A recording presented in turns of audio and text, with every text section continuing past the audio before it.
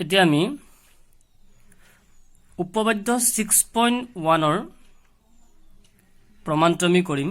ইয়াত কি কৈছিলে মন কৰা, যদি এডাল ৰেখা কোনো ত্ৰিভুজৰ এটা বাহুৰ সমান্তৰালকৈ টনা হয় আৰু ৰেখাডালে আন দুটা বাহুক দুটা নিৰ্দিষ্ট বিন্দুত ছেদ কৰে, তেনেহলে সেই বাহু দুটা একে অনুপাতত বিভক্ত হ'ব। তাৰমানে প্ৰশ্নই কি কৈছে মন কৰিবা, আমি এটা ত্ৰিভুজ আঁকি ললো। আঁকি লোৱাৰ পিছত প্ৰশ্নই কি কৈছে চোৱা, যদি এডাল ৰেখা কোনো ত্ৰিভুজৰ এটা বাহুৰ সমান্তৰালকৈ টনা হয়, এতিয়া এই ত্ৰিভুজটোত আমি কি কৰিম, এডাল ৰেখা টানিম। আৰু ৰেখাডাল কেনেকৈ টানিম, এই তিনিটা বাহুৰ ভিতৰত যিকোনো এটা বাহুৰ সমান্তৰালকৈ আমি টানিম। ঠিক আছে, আমি কাৰ সমান্তৰালকৈ টানিছো, বি চিৰ সমান্তৰালকৈ আমি ডি ই এডাল ৰেখা টানিছো। আৰু ৰেখাডালে আন দুটা বাহুক দুটা নিৰ্দিষ্ট বিন্দুত ছেদ কৰে। আমি দেখা পালো যে এই ৰেখাডালে এ বিক ডি বিন্দুত কাটিছে আৰু এ চিক ই বিন্দুত কাটিছে। মানে কাৰ সমান্তৰালকৈ, এটা বাহুৰ সমান্তৰালকৈ, মানে বি চিৰ সমান্তৰালকৈ আমি ৰেখাডাল টানিছিলো। ত্ৰিভুজটোৰ বাকী দুটা বাহু আছে, সেই বাহু দুটাক দুটা নিৰ্দিষ্ট বিন্দুত ছেদ কৰিছে। এ বি বাহুক কাটিছে ক'ত, ডি বিন্দুত, এ চি বাহুক কাটিছে ক'ত, ই বিন্দুত। তেনেহলে সেই বাহু দুটা একে অনুপাতত বিভক্ত হয়। এই বাহু দুটা, এইটো এটা বাহু আৰু এইটো এটা বাহু, এই দুটা বাহু একে অনুপাতত কোনে কাটিছে, ডি ই ৰেখাডালে কাটিছে। তাৰমানে একে অনুপাত বুলি ক'লে D E by D B, এই দুটা অনুপাত। এই বাহুটো দুটা অনুপাত হৈ গ'ল, এটা এ ই আৰু এটা ই চি। গতিকে আমি কি দেখাব লাগে, যে এই বাহুটোৰ যিটো অনুপাত আছিলে A D by D B আৰু এইটো অনুপাত এ ই বাই ই চি, দুইটা অনুপাত একে সমান। তাৰমানে একে অনুপাতত বিভক্ত হয় বুলি কৈছে, মানে এই অনুপাত দুটা কি হ'ব লাগে, একে সমান বুলি আমি প্ৰমাণ কৰিব লাগে। ঠিক আছে, প্ৰথমতে আমি ত্ৰিভুজটো আমি আঁকি ল'ম। আঁকি লোৱাৰ পিছত যিহেতু উপপাদ্যত কোনো ধৰণৰ নামাকৰণ সিহঁতে কৰি দিয়া নাছিলে, নামাকৰণটো আমি নিজে কৰি ল'ব লাগিব। প্ৰশ্ন এটা ত্ৰিভুজ আঁকিব দিছিলে, আমি ত্ৰিভুজটো আঁকিলো A B C. A B C এটা ত্ৰিভুজ দিয়া আছে আৰু প্ৰশ্নই কৈছিলে ইয়াৰ এটা বাহুৰ সমান্তৰালকৈ এডাল ৰেখা আঁকিব লাগে। আমি কাৰ সমান্তৰালকৈ আঁকিছো, বি চি, সেই কথাটো লিখিব লাগিব। ইয়াৰ বি চি বাহুৰ সমান্তৰালকৈ টনা ৰেখাডাল, এই বি চি বাহুৰ সমান্তৰালকৈ টনা ৰেখাডাল। প্ৰশ্ন কি কৈছে, এই ৰেখাডালে আন দুটা বাহুক দুটা নিৰ্দিষ্ট বিন্দু ছেদ কৰে। ত্ৰিভুজটোৰ বি চি বাহুৰ সমান্তৰালকৈ এডাল ৰেখা টানিছো, হয়নে? এই ৰেখাডালে আন দুটা বাহুক ক'ত ক'ত কাটিছে, এ বিক কাটিছে ডি বিন্দুত আৰু এ চিক কাটিছে ই বিন্দুত, সেই কথাটো লিখা হৈছে ইয়াত। বি চি বাহুৰ সমান্তৰালকৈ টনা ৰেখাডালে আন দুটা বাহু কোন কোন আছিলে, এ বি আৰু এ চি ক্ৰমে ডি আৰু ই বিন্দুত ছেদ কৰিছে। প্ৰশ্নই প্ৰমাণ আমাক কি কৰিবলৈ দিছে চোৱা, প্ৰমাণ কৰিব লাগে যে এই য'ত কাটিছে তাত বাহুটোৰ যিটো অনুপাত হ'ব, এইটো অনুপাত, আৰু তাত য'ত কাটিছে তাত যিটো বাহুটোৰ অনুপাত হ'ব, সেই অনুপাত আৰু এই অনুপাত আমি একে সমান দেখাব লাগে। তাৰমানে A D by D B সমান A E by E C, আমি এই অনুপাতটো সমান দেখাব লাগে। ইয়াৰ কাৰণে আমি অলপ অংকন কৰি ল'ম। কি অংকন কৰিছো মন কৰা, যে বি ই আৰু চি ডি আমি সংযোগ কৰি লৈছো। মনত ৰাখিবা, আমি নিজে চিত্ৰটোত আমি নিজে যদি কিবা অংকন কৰিব বিচাৰো, আমি অংকন কৰিব পাৰো, আৰু যিখিনি আমি নিজে অংকন কৰিম সেইটো অংকন বুলি আমি লিখি ল'ব লাগিব। এতিয়া চোৱা, আমি ইয়াত কি কৰিছো, প্ৰমাণটো কৰিবৰ কাৰণে বি ই আৰু চি ডি সংযোগ কৰিছো, লগতে ডি এম, এইটো এটা লম্ব টানিছো দেই, ডি এম লম্ব টানিছো কাৰ ওপৰত, এ চিৰ ওপৰত। ভালকে মন কৰিবা, ইমান ক্ৰিটিকেল নহয় দেই। ডি এম লম্ব টানিছো কাৰ ওপৰত, এ চিৰ ওপৰত। আকৌ ই এন লম্ব টানা হৈছে কাৰ ওপৰত, এ বিৰ ওপৰত। ঠিক আছে, সেই কথাটো ইয়াত লিখি দিব লাগিব। বি ই আৰু চি ডি সংযোগ কৰা হ'ল। ঠিক আছে, আৰু কি কৰিছো, ডি এম এইটো লম্ব চিন বুজাই, ডি এম লম্ব কাৰ ওপৰত, এ চি, আৰু ই এন লম্ব কাৰ ওপৰত, এ বিৰ ওপৰত টনা হ'ল। ঠিক আছে, এতিয়া আমি প্ৰমাণ কৰিম চোৱা। এতিয়া আমি কি কৰিম চোৱা, এই প্ৰমাণটো কৰিবৰ কাৰণে আমি এইটো প্ৰমাণ কৰিব লাগে যে এইটো এইটো অনুপাত আৰু এইটো এইটো অনুপাত একে সমান বুলি আমি প্ৰমাণ কৰিম। ভালকে মনোযোগ দিবা। এতিয়া প্ৰমাণ কৰিবলৈ চোৱা, এই যেটো অনুপাতটো আমাক দিছে ইয়াত প্ৰথমতে কোন আছে এডি।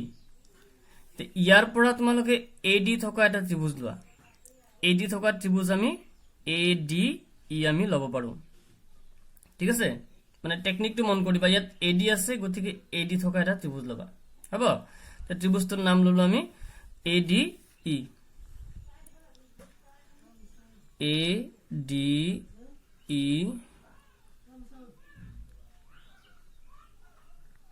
ত্ৰিভুজৰ কালি ত্ৰিভুজৰ কালি সূত্ৰ হল 1/2 ইনটু ভূমি ইনটু উন্নতি গতিকে 1/2 ইনটু ইয়াত ভূমি আমি কোনটো পাম মন কৰিবা ইয়াত মন কৰিবা চিত্ৰটো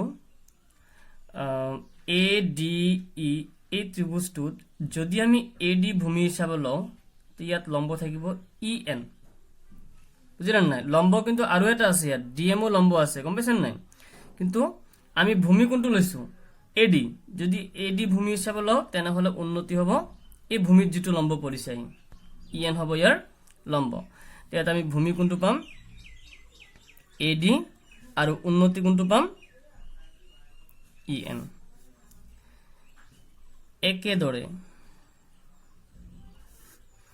একেদৰে আমি তে নেক্সট কোন কাক পাব লাগিব ডিবি হয়নে এত চাবা ডিবি থকা তোমালোকে ত্ৰিভুজটো যদি লোৱা লম্ব থকা হ'ব লাগিব লগতে ডিবি ই আমি এই ত্ৰিভুজটো আমি লব পাৰো ঠিক আছে যদি এই ত্ৰিভুজটো লও ইয়াত এটো ভূমি হলে এই ভূমিত লম্ব এটা পৰিছে চোৱা এটো ই এন লম্ব পৰিছে পৰিছেন নাই এটো বহাই দিলো আমি ভূমিটো বহাই দিওতে লম্বটো কি পৰিছে ই এন লম্ব পৰিছে গতিকে আমাৰ নেক্সট আমি উদ্দেশ্য হ'ব লাগিব ডিবি থকা আমি ত্ৰিভুজটো লব লাগে গতিকে ডিবি থকা ত্ৰিভুজ আমি কি পাম ডিবি ই আমি এটা ত্ৰিভুজ পাম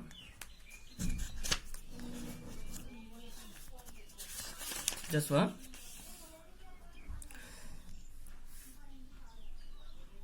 কালি বিডি ই ঠিক আছে তে এই বিডি ই এই ত্ৰিভুজটোৰ কালি আমি কিমান পাম 1/2 ইনটু ভূমি হ'ব গৈ বিডি কিন্তু উন্নতি এই বিডি তোমালোকে যদি ভূমি হিচাপে লও আমি বিডি এটো বহাই দিলো বহাই দিওতে ইয়াৰ ওপৰত লম্ব কোনটো পৰিছে ই এন পৰিছে গতিকে লম্ব কোনটো হ'ব ই এন হ'ব ইয়াৰ লম্ব ঠিক একেদৰে তোমালোকে চাব লাগিব এ ই আকো এই প্ৰমাণটো লক্ষ্য কৰিবা এতিয়া কোনটো ত্ৰিভুজ লব লাগিব এ ই থকা ত্ৰিভুজটো লব লাগিব এ ই থকা আমি আকো এই ত্ৰিভুজটোই লব পাৰো হয়নে নামটো কি দিম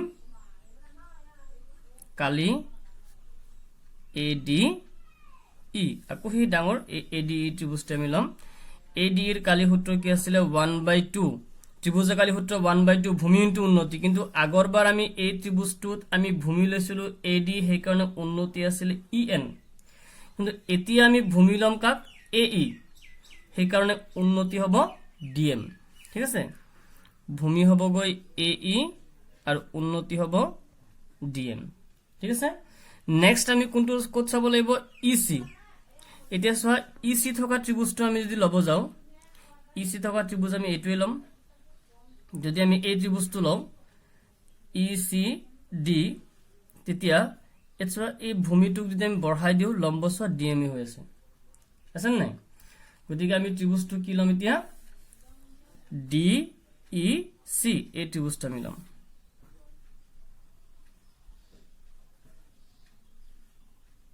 ডি ই সি ভূমি হল ইসি এটো হল ভূমি আৰু উন্নতি হ'ব গৈ ডিএম হল আমি চাৰিটা ত্ৰিভুজৰ কালি আমি উলিয়ালো এতিয়া আমি কি কৰিম চোৱা অনুপাত কৰিম সবৰে অনুপাত কৰিম দুটা দুটাকে অনুপাত কৰিম প্ৰথমতে আমি কালি এ ডি ই এই প্ৰথম ত্ৰিভুজটোৰ কালি তাৰ লগত সেকেন্ড ত্ৰিভুজটোৰ কালি লম কালি বিডি ই ঠিক আছে এই দুইটা ত্ৰিভুজৰ কালি অনুপাত এফালে অনুপাত কৰিছো সোফালৰখিনি অনুপাত কৰিম ইয়াৰ কালি আছিল 1/2 into AD into E N আৰু এটোৰ কালি আছিল 1/2 into BD into E N তে দুইটাতে আমি দেখা পালো 1/2 কাটা গ'ল আৰু en কাটা গ'ল, থাকিল কিমান AD আৰু BD।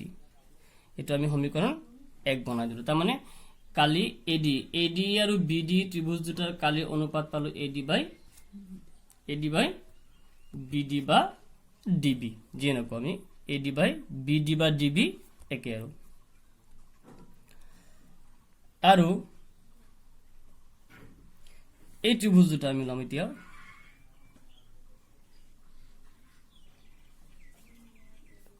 কালি ADE বাই কালি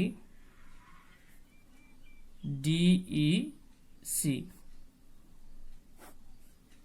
ইয়াত কিমান আছিলে এইটো কালি 1/2 ইনটু AE ইনটু DM আৰু এইফালে আছিলে 1/2 ইনটু EC ইনটু DM, ঠিক আছে। তো 1/2 কাটা গ'ল, DM কাটা গ'ল। ইয়াত কিমান থাকিব AE বাই EC। এইটো আমি সমীকৰণ 2 বনাই দিলো। এতিয়া এক প্ৰকাৰে চাব গ'লে আমাৰ যেটো প্ৰমাণ কৰিবলগীয়া হেতু প্ৰমাণ কৰিবলগীয়া আছিলে AD বাই DB, বাৰু মই এইটো DB লিখি দিছো, বাৰু নহলে তোমালোকৰ খেলিমেলি লাগিব। BD DB একেটাই হয়, মই DB লিখি দিছো বাৰু। AD বাই DB সমান AE বাই EC। আমি এই দুটা সমান কৰিব লাগে। কেনেকৈ সমান কৰিম এতিয়া মান কৰিবা। এতিয়া এই দুটা ত্ৰিভুজ বাওফাল যদি সমান হয় তো সোঁফালখিনি নিজে নিজে সমান হৈ যাব নাই। এতিয়া বাওফালে আমি চোৱা দেখা পালো ওপৰত দুইটাই AD কালি আৰু ADE কালি হয়নে, একেটা ত্ৰিভুজে আছে নাই। ওপৰৰ ত্ৰিভুজ দুটা কালি সমান, যদি আমি এই তলৰ ত্ৰিভুজ দুটা কালি সমান বুলি দেখাব পাৰো, কাৰণ যদি ওপৰৰ দুটা সমান তলৰ দুটাও সমান হয় তে এই দুটা অনুপাত যিমান হ'ব এই দুটা অনুপাতো সিমানেই হ'ব বুলি প্ৰমাণ হৈ যাব। এতিয়া ওপৰৰ দুটা সমান আছে, তলৰ দুটা আমি কেনেকৈ সমান কৰিম। BDE ক'ত আছে ত্ৰিভুজটো তোমালোকে চাবা, BDE এইটো ত্ৰিভুজ, আৰু এটা DEC এইটো ত্ৰিভুজ। তাৰমানে এই দুইটা ত্ৰিভুজ মানে এইটো ত্ৰিভুজ আৰু এইটো ত্ৰিভুজ আমি দেখা পাইছো একেটা ভূমিৰ ওপৰতে আছে নাই। এই একেটা এই DE ভূমিৰ ওপৰতে এইফালে এইটো এটা ত্ৰিভুজ হ'ল আৰু DE ভূমিৰ ওপৰতে এইটো এটা ত্ৰিভুজ হ'ল হয়নে। এই দুটা ত্ৰিভুজ একেটা ভূমিৰ ওপৰতে আছে আৰু একে সমান্তৰালৰ মাজত আছে। এই দুটা ৰেখা সমান্তৰাল আছে আমি জানো, কিন্তু এইখিনি জেগা এই সমান্তৰাল ৰেখা পাৰ কৰা নাই ত্ৰিভুজটোৱে, বা তাতকে কম নহয়। এই সমান্তৰাল ৰেখা ইউ কি কৰা নাই, পাৰ কৰা নাই। গতিকে চোৱা এই ত্ৰিভুজ দুটা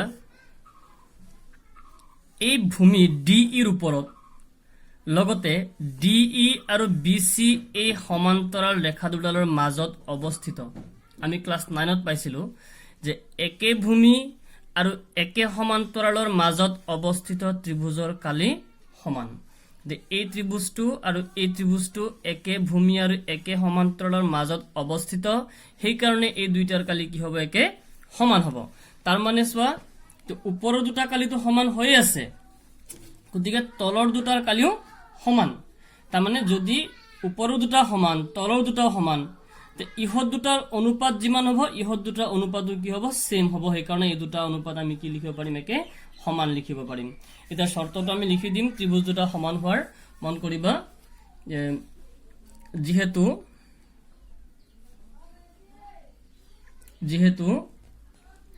ত্ৰিভুজ BDE আৰু ত্ৰিভুজ DEC একে ভূমি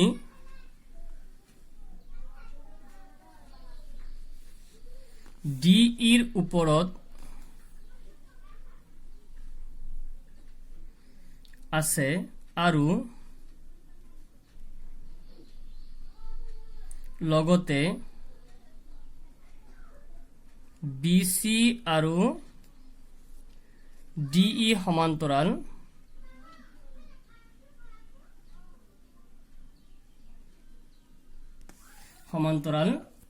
ৰেখা দুডালৰ মাজত অৱস্থিত।